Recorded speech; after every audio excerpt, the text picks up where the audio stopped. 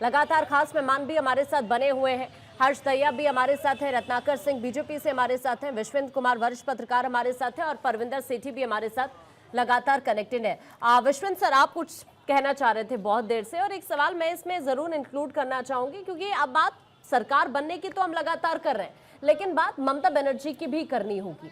अब आपको क्या लगता है कि एक तरफ हमने इससे पहले बंगाल में देखा उनकी शक्तियों को, अब क्या लग रहा है, एक कड़े विपक्ष के तौर पर नजर आएंगी क्या?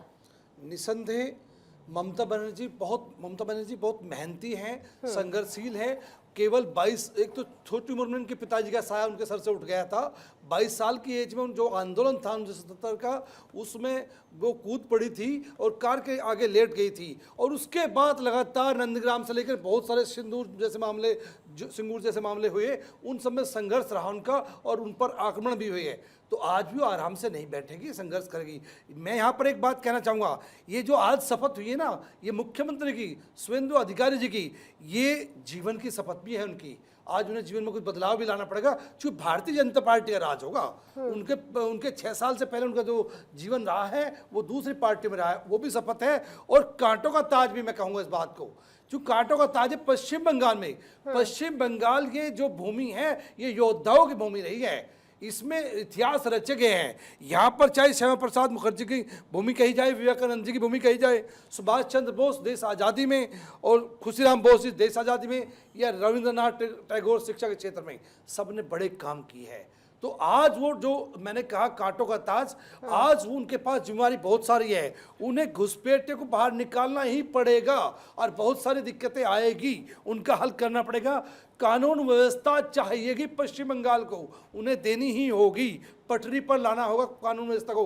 वो सो नहीं सकते, उनके साथ ये सर पे कांटों का ताज जरूर है, क्योंकि बहुत सारी जिम्मेदारी होगी, अपराध खत्म करना है, बहुत सारे चैलेंज आप देख महिला सुरक्षा पश्चिम बंगाल के अंदर है ना, महिला सुरक्षा, और अभी भी खत्म करना है, हिंसा जैसी चीजें हमने इस वक्त बंगाल के अंदर देखी हैं। इंडस्ट्री लाना है, इंडस्ट्री का बहुत बुरा हाल है, तो उनको लाने के लिए भी तपस्या उनको करनी पड़ेगी। तो ये उनका समय शुरू हुआ तपस्या का, फिर दोबारा से। बिल्कुल, मैं आपके पास सर वापस अभी लौट रही हूँ। हर्ष सर भी इस वक्त हमारे साथ जुड़े हुए हैं। आपके पास आते हुए अभी इसी बात को मैं कंटिन्यू कर लेती हूँ। सर ने जिस बात का जिक्र किया कि अब जो पहचान की राजनीति है, उससे शिफ्ट करके विकास की राजनीति की तरफ आगे बढ़ने के लिए कई कड़े कदम उठाने पड़ेंगे, नहीं?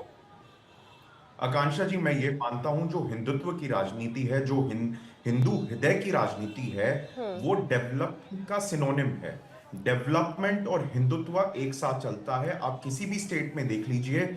और मैं यहां तक कहना चाहूंगा, ये मेरे लिए बड़ा इमोशनल पल था जब मैंने शुवेंदु अधिकारी जी को वहां पे शपथ लेते हुए देखा कि as someone who believes in this Hindutva cause, कि जो हिंदू जागरण में जो बिलीव करता है, कई लोगों ने कहा था कि बंगाल में जब हिंदुत्व आएगा तो बाकी सारी जो स्टेट है वो शर्मा जाएंगी, वो हिंदू जागरण बंगाल में होगा।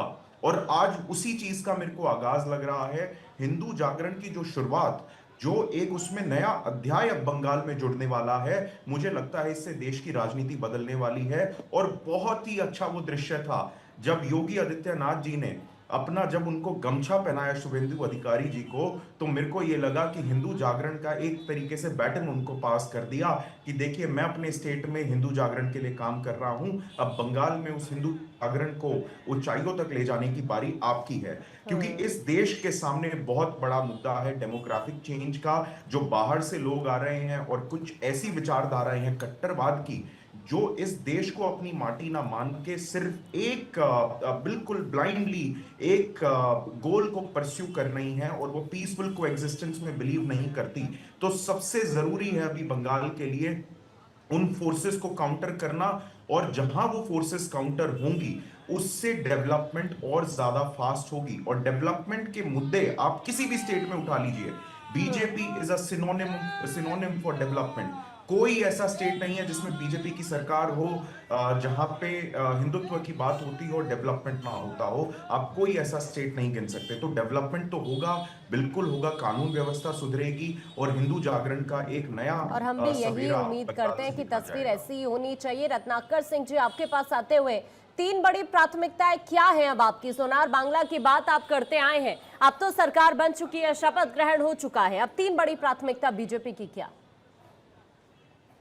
देखिए आकांक्षा जी, सेवा, समर्पण और सुशासन के मूल मंत्र से भारतीय जनता पार्टी किसी भी राज्य में जब सरकार आती है तो अपने लोगों के लिए काम करती है।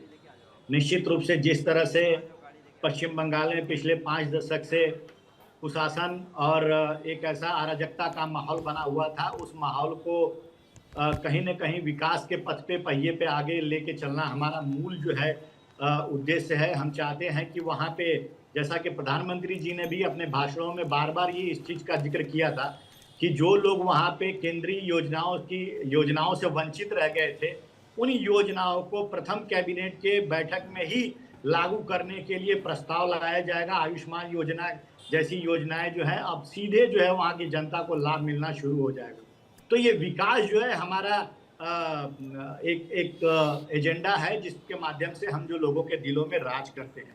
और देखिए, सबसे बड़ी महत्वपूर्ण चीज़ ये है कि आज मैं ये कहना चाहूँगा कि ये पूरा बंगाल, पश्चिम बंगाल जो है आज भगवामय हो गया है। ये एक बहुत बड़ी सच्ची श्रद्धांजलि है डॉक्टर श्यामा प्रसाद मुखर्जी के लिए, जो हम सारे राज्यों में तो हम अपने सत्ता में लौट करके आ गए, लेकिन कहीं ना कहीं पश्चिम बंगाल में जो है एक कसक हमारे मन में रह गई थी कि हम पश्चिम बंगाल में जहाँ के श्यामा प्रसाद मुखर्जी हैं वहाँ पे अभी तक भगवा हम ठहरा नहीं पाए। और ये भारतीय जनता पार्टी के लिए आज स्वर्णिम युग है, स्वर्णिम पल है और स्वर्णिम दिन है कि आज भारतीय जनता पार्टी का मुख्यमंत्री वहाँ पे शपथ ले रहा है। और ये देखिए, मैं एक चीज़ और बता दूं, अटल जी ने भी अपने जब कार्यकाल में ये कहा था कि हमारा ये सपना है कि हम श्यामा प्रसाद मुखर्जी जी के जन्म स्थान पे भगवा फहराएं। और आज मोदी जी के नेतृत्व में वो जो है सार्थक हो गया कि कहीं ना कहीं भारतीय जनता पार्टी अपनी नीतियों के बदौलत, अपने हिंदुत्व के बदौलत जो लोगों के दिलों में स्थान बना चुकी है। और देखिए, प्रधानमंत्री जी ने जो कहा था, उन्होंने कहा था कि अपनी जो अंतिम चुनावी रैली में कि अब मैं पश्चिम बंगाल में आऊंगा जब शपथ ग्रहण होगा। तो कहीं ना कहीं उनको जनता के ऊपर पूरा भरोसा था, उनका आत्मविश्वास अडिग था कि हमने जिस तरह से पूरे देश में काम किया है, पश्चिम बंगाल में भी काम करेंगे और जनता उनकी नीतियों से प्रभावित रही। मैं आपके पास अभी वापस लौट रही हूँ। सेठी सर भी इस वक्त मेरे साथ है। सर, मैं आपके पास लौट रही थी। बड़े चैलेंजेस आपको क्या नजर आते हैं शुभेंदु अधिकारी के सामने मुख्यमंत्री बनने के बाद? बिल्कुल, बहुत सारे चैलेंजेस हैं, पर बहुत सारे लोग हैं जो अभी शपथ समारोह से निकल रहे हैं। ये बांग्ला बोलती हैं। आपका नाम क्या है? मैं आपको कुछ बात कराऊंगी। What's your name? আমার নাম অনিন্দিতা সাউ, সাতগাছিয়া বিধানসভা থেকে এসেছি। अच्छा, you only speak in Bangla. Okay. So you've attended ceremony. How are you feeling? আমাদের খুব আনন্দ হচ্ছে, কারণ শুধু মানে আমাদের না, সমগ্র পশ্চিমবঙ্গবাসী এই যে শাসক দলের অত্যাচার, যে একনায়কতন্ত্র অভিষেক ব্যানার্জি স্থাপন করেছিল, ঠিক আছে, আমাদের বাড়ির কাছেই আমতলায় ওনার এমপি অফিস ছিল। উনি যখন যেত নিজেকে রাজা মহারাজা মনে করতো। ঠাকুরপুকুর থেকে total diamond Harbour road block করে দিত।